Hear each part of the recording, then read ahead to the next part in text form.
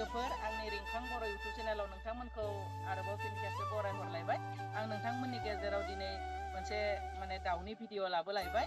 आंनि दाउआ बेसेबां देरखो बे साननैयाव बेखौनो नोंथांमोनजों शेयार खालामनो होननानै भिडिअखौ बानायबाय लोगोफोर। थ' आंनि दाउआ दिनै 1 मास 7 दिन जाबाय। थ' आंनि दाउफोरखौ नोंथांमोना देरनाय नुदोंना नुवाखै लोगोफोर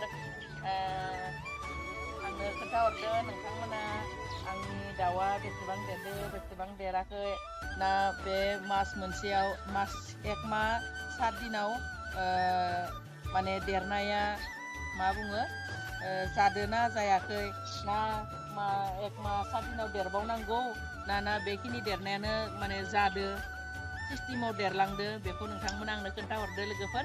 थ' नोंथांमोना आंनि बे फार्स्ट माने दाउ फिसा लाबोनानै फेदेरनाया नै आंहा बेसेबां जाबाय बेखौ नोंथांमोनजों दिन्थिबाय। बिनिफ्राय दिनै आरो आंनि इनकुबेटरनिफ्राय दाउ फिसा बरननाय बे दाउ फिसा बरननायाबो दिनै पुरा 14 दिन जाबाय। 14 दिननि दिनै भेक्सिन दङ। थ' बेखौबो नोंथांमोननो दिन्थिनोसै। आरो बे आंनि इनकुबेटरनिफ्राय दिहुननायनि अनगायैबो आं आरो एक्सट्रा आरो दाउ लाबोबावदो। थ' बे दाउफोराबो बेसेबां देरदो बेखौबो नोंथांमोननो खोन्थागोन। इखौ नायलांबाय थाबानो जाबाय।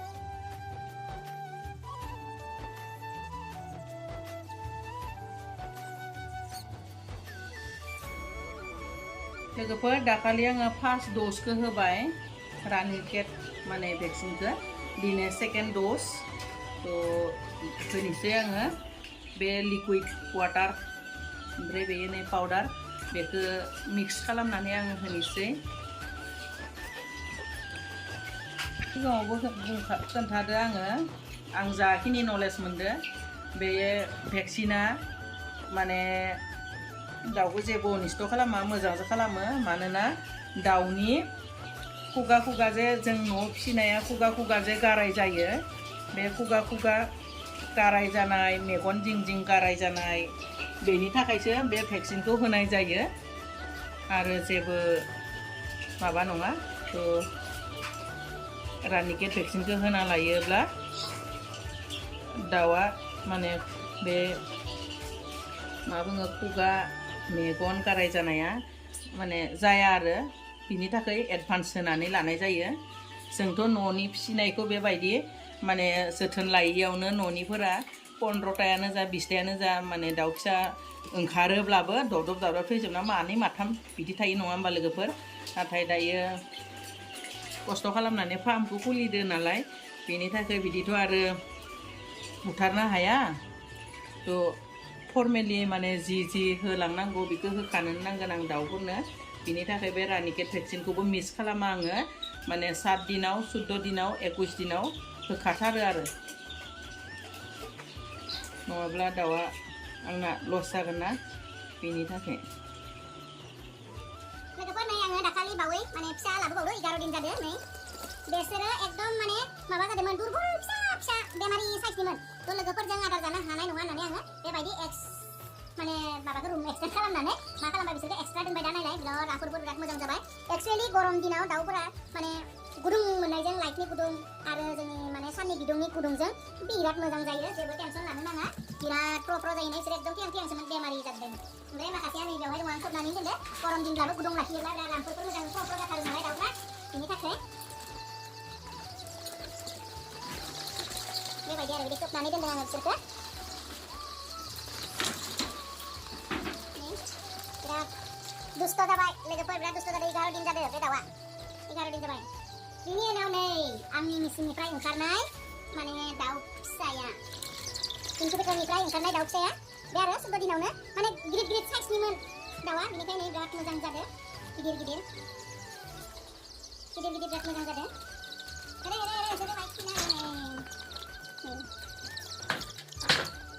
फार्स्ट नालाय लोगोफोर मोजां मिथियासै मा होननानै बुङो। फार्स्टना मेसिननिफ्राय बरननायाबो बेनिफ्राय बरन खालि मा जाबाय लोगोफोर अननायजोंनो गुदुङै दोननोसै होननानै आङो एकदम पुरा बेयो बेबायदि माने बिसोरनि रुमा बेबायदि गिदिर खालामाखैमोन आङो। हासुं बायदिसोमोन। सिगांनि ब्लगाव नुगोन बेमारि दाउखौ आङो दोननो थाखाय फिसा ओरैनो मोनसे माने हासुं बायदिसो प्लेन सिटखौ मेरायनानै दोन्दोंमोन।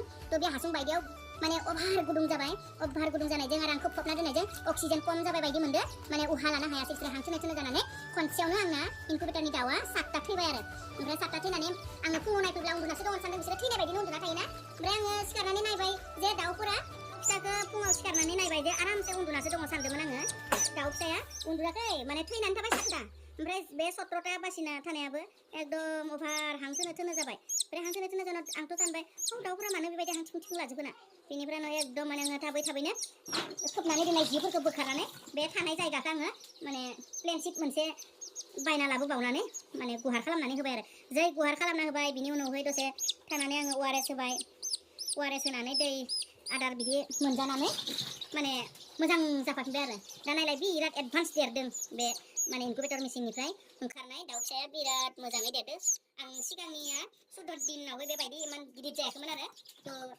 माने बेखिनिया बे 17टा दाउआ बिराद मोजां स्र' समान देरदों गरम दिनाव दाउ फिसाखौ माने फेदेरनो बारा गोरा नङा बिराद मोजां देरखायो ख्र' जेबो प्रब्लेम जाया खिफोराबो गुदुंजोंनो थाब रानखांनानै फ्र' जाना थाखायो बेफोरबो जानायबा दा बेबायदि गिदिर जागौमोन बिराद माने मोजांखा दाउदैया बिराद मोजां जानांगौ बिराद फ्र' गिदिर साइजनि आरो दाउफोरा दा बायना लाबोनायाथ' एसे फिसा साइज नाथाय बे आं दाउ बिदै लाबोनानै गफायनानै दिहुननाय माबाया गैलाना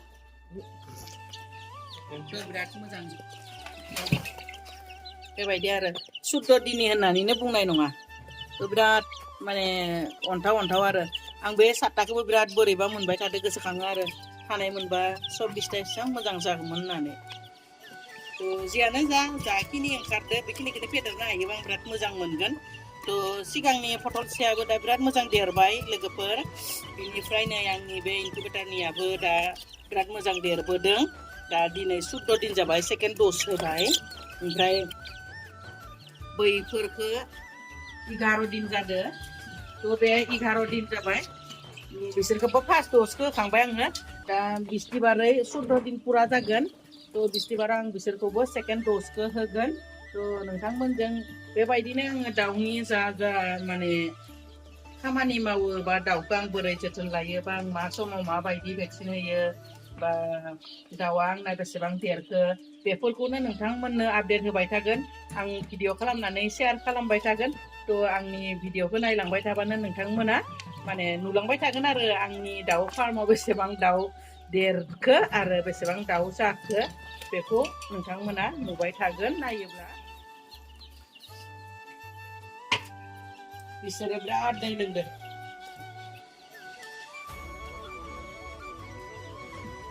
थ' लोगोफोर आंनि दाउआ बेसेबां देरखो बेखौ नोंथांमोननो आपडेट होबाय गिदिर फिसिनाया बेसेबां देरखो आरो आङो दायो आंनि इनकुबेटर मेसिननिफ्राय बरननाय दाउआबो बेसेबां देरखो बेखौबो आं नोंथांमोनजों शेयार खालामबाय आरो सेकेन्ड द'ज भेक्सिन होनायखौबो नोंथांमोनजों शेयार खालामबाय लोगोसे दा आरो गोदानै लाबोनाय आंनि बे दाउ फिसाया 11 दिन जादों थ' बेसेबां देरदों बेखौबो नोंथांमोनजों शेयार खालामबाय लोगोफोर बिराद गरम मोनदो भेक्सिन होनायजों आरो माने लाइटआव थादोना लोगोफोर थ' एखे आबद्धना लाइटआबो मोनसेल' बिनिफ्राय बे सिङावसो बिसोरनो लाइटखौ होदो थ' भिडिअआ एसे गोसोम जादों रुम सिङाव ना बे फिसाखौ दोननाया बाहेराव दोननो हाया लोगोफोर माने गन हाबफैयो दाखालि बावै फार्स्ट आङो जेब्ला माने ब्रुडिंनिफ्राय लांनानै बेसेबां 21 दिनाव आङो ब्रुडिंनिफ्राय लांदों आरो आंनि माने दाउ गन्द्रायावहाय फार्मावहाय आङो हेगारना होगोन होननानै होमबा खालि फार्स्ट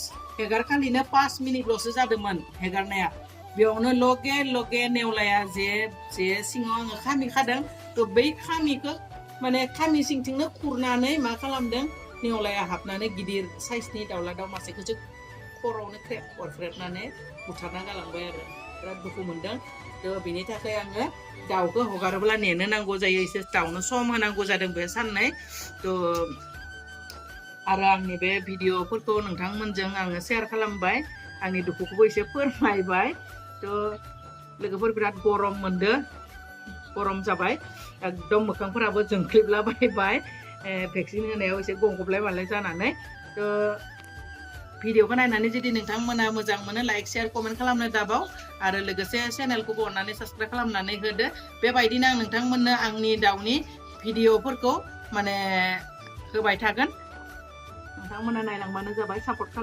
खालामब्लानो जाबाय थ' आङो भिडिअखौ बेखिनियावनो दोननोसै लोगोफोर बाय बाय